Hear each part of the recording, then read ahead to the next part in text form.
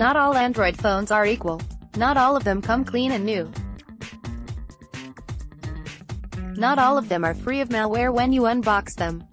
This probably won't be surprising for many of our readers, as we have seen similar reports and stories several times in the past, but Avast is giving all of us a good reminder. The antivirus maker, who is currently trying to make things work with the latest Windows 10 version, has discovered several hundred different Android device models and versions that come with malware or adware pre-installed.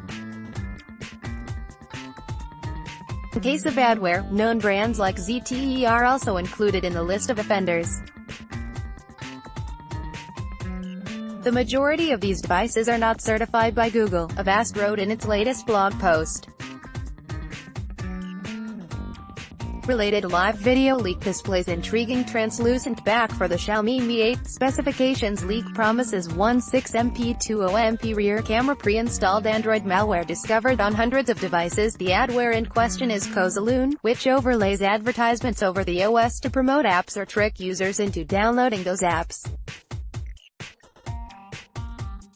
It is extremely difficult to remove Kozaloon since it is installed on the firmware level and uses strong obfuscation to avoid removal. Researchers wrote that the whole assembly consists of the dropper and the payload. While older versions of the malware had a separate adware app pre-installed in the system partition, this approach seems to have been replaced in favor of drop payload. The dropper is a small application with no obfuscation, located on the system partition of affected devices. The app is completely passive, only visible to the user in the list of system applications under Settings. We have seen the dropper with two different names, Crash Service and I'm Mess. Avast said that the malware adware has evolved over the years. In some cases, it is being embedded in System UI.app instead of being a separate system app. This makes the dropper pretty much impossible to remove by the user, researchers wrote.